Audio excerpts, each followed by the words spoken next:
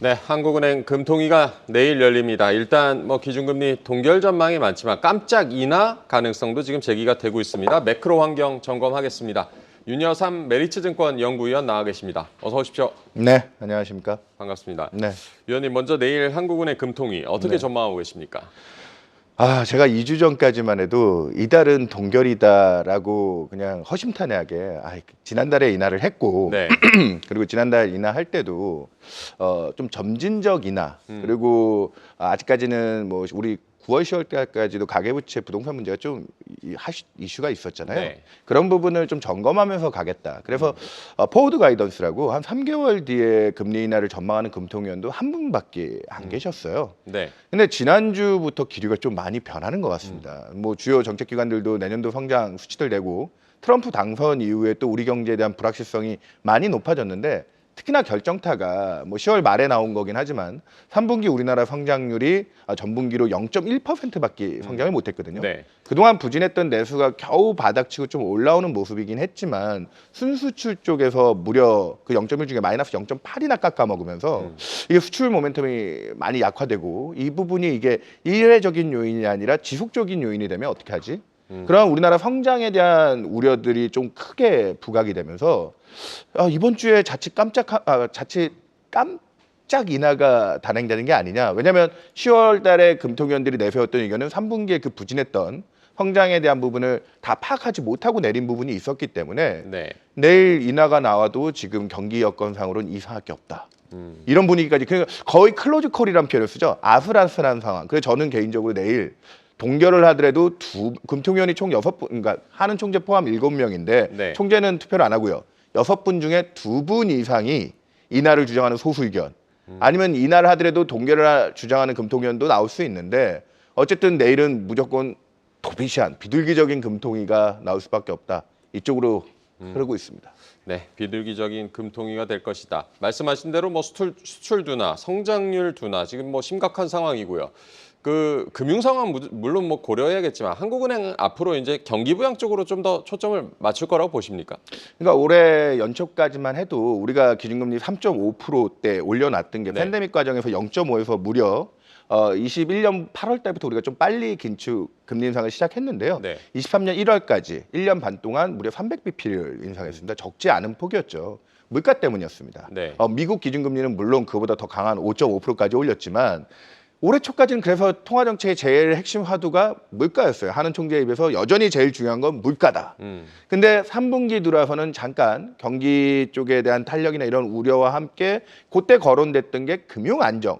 뭐냐 아까 얘기 드렸다시피 가계부채가 급증을 하고 부동산 가격이 서울 수도권 중심으로 바짝 오를 때 그때는 통화정책의 제일 목적이 금융 안정 쪽이어서 금리 인하의 약간 신중론이었거든요. 네. 근데 앞서 제가 깔면서 다 얘기 드렸지만 지금 내년도 우리나라 성장률이 과연 우리가 밥값이라고 할 수 있는 평균 잠재 성장률이 한 2% 내외 정도 보는데 내년도 우리나라 과연 2% 성장 달성이 가능하냐. 그래서 한은의 정책 목표가 이제는 인플레이션 금융 안정에서 성장 그러니까 경기 여건을 개선시키는 쪽으로 좀 포커스가 바뀌어가는 게 아니냐. 성장이 제 1순위로 지금 거론되기 때문에 이번 달 깜짝 인하 가능성도 거론되고 있다고 보고 있습니다. 네. 인플레이션 금융 안정에서 성장 쪽으로 한국은행의 정책 목표가 옮겨갈 수 있다. 만약 이번에 금리를 동결한다면 앞으로 한은의 금리 인하 경로 어떻게 전망하십니까? 내년 1월에 인하하게 될까요? 예, 이번 달에 아까 얘기 드렸다시피 지금도 저희 같은 사람들도 소문을 들을 정도로 네. 일부 금통위원들 같은 경우에는 조금 금리 인하에 대한 필요성을 더 좀 강조하고 있는 그런 모습이기 때문에 이번 달이 아니라고 하면 당연히 1월에 1월에는 거의 실시할 가능성이 매우 높다고 보고 있고요. 네. 기존에서도 저희 같은 전문가들이 원래는 한국은행의 그 적정 중립금리 하는 총재도 10월 달부터 우리가 이제 금리 인하 시작했으니까 큰 경로는 중립 수준을 향해 간다. 그게 이제 우리 경기와 물가에 부담을 주지 않는 수준인데 네. 대략 한 2% 중후반대를 봤거든요. 그래서 다수의 전문가들이 한 내년까지 우리나라 기준금리 최종 안착점을 한 2.75 정도 봤는데 저는 10월 달부터 조금 경기 위험이 있어서 내년도 금리 전망을 올해 10월은 동결하더라도 내년 1월 그리고 1분기, 2분기, 3분기에서 매분기 한 번 꼴. 그래서 2.5%까지 지금 3.25에서 75bp 낮춰서 2% 중반까지 얘기를 했는데 만약에 이게 이번 달에 인하까지 단행이 된다. 네. 그러면은 시장의 디폴트값, 그러니까 정해진 타겟은 한 2% 중반까지를 당연시 여길 정도로 조금 빠른 인하에 대한 기대가 높아질 것 같고요.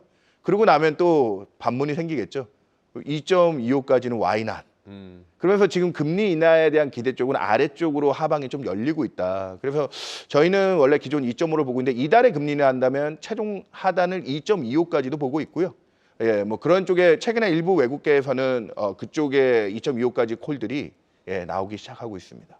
네, 최종 금리 수준이 2.25%까지 내려갈 수 있다. 더 낮아지고 있다는 걸 언급을 해주셨고요.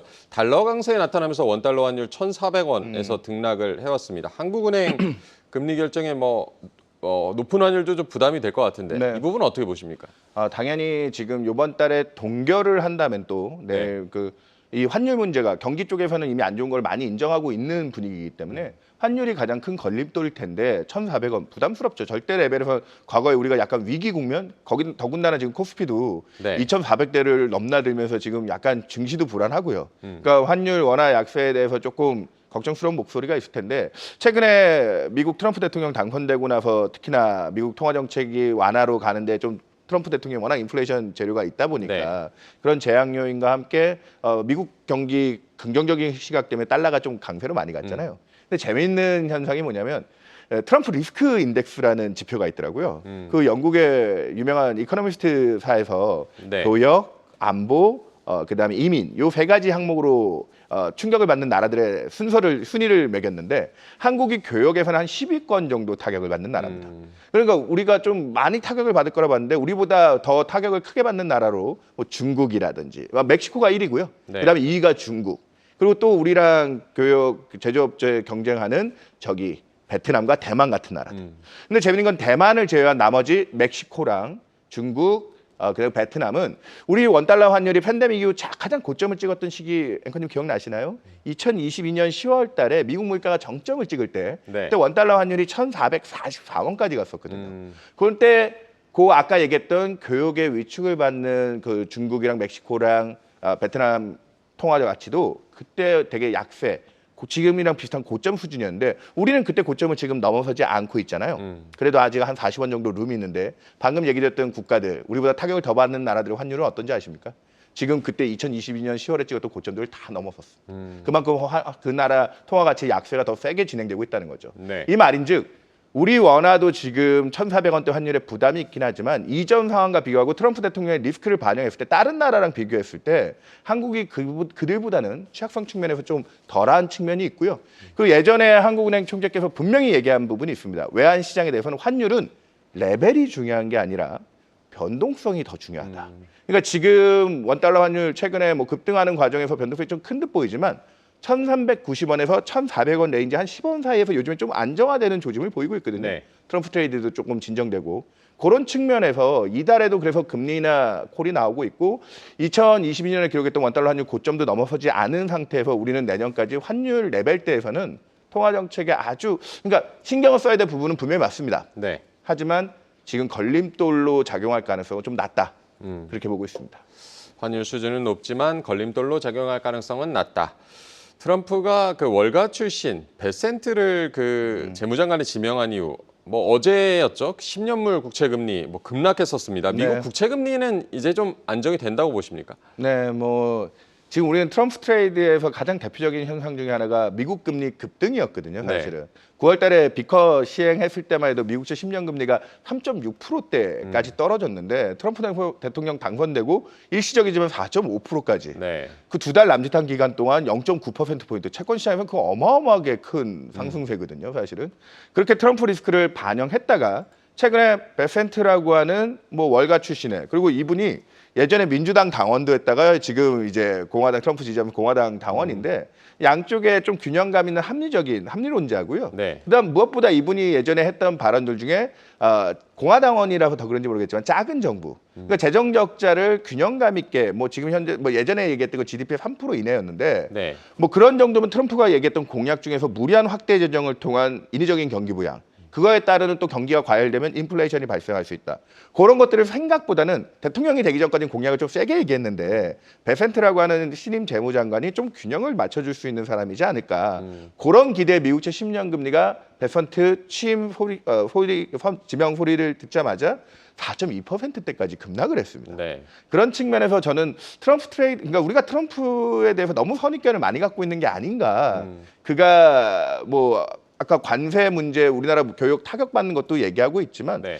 그런 관세들도 대부분 현실화하는 쪽보다는 레버리지라고 하죠. 뭔가 이제 협상의 카드로 쓰는. 과거에 2019년에도 멕시코에 관세 매기겠다고 트럼프 대통령이 크게 네.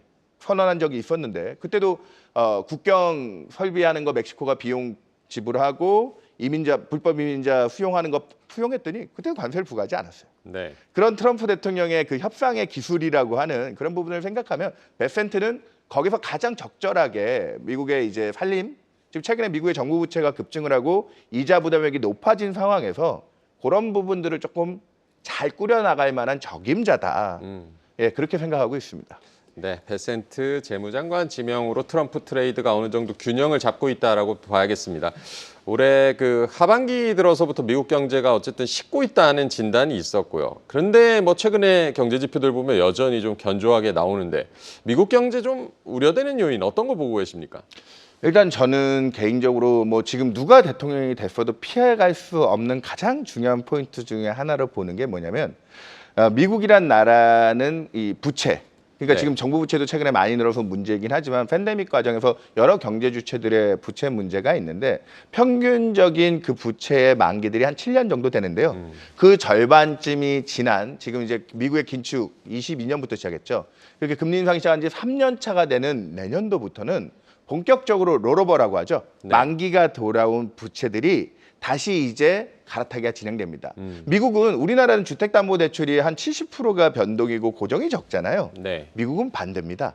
오히려 고정이 70% 이상에 그래서 미국은 연준이 우리보다 금리를 적극적으로 더 물가 대응한다고 많이 올릴 수 있었던 게 그런 고정금리 대출들이 부채들이 많다 보니까 네. 그래서 금리에 대한 뭐 2, 3년 전에 저리로 조달하는 사람들은 지금 당장 이자 부담이 없었거든요. 근데 문제는 내년도부터 본격화된다는 겁니다. 미국 정부 부채만 해도 순이자 그 채권 만기 도래액이 올해까지만 해도 한 뭐 1조 달러 후반대인데 내년엔 2조 달러 중반대로 30% 이상 만기가 더 많이 돌아오고요. 그러면 지금 4%가 넘는 이자 부담액을 정부도 지불해야 되는데 네. 크레딧 채권은 올해 만기 도래, 그러니까 뭐 일부 회사채라든지 뭐 공사들이 찍어낸 그런 채권들은 내년이 만기 도래액이 2배가 넘습니다.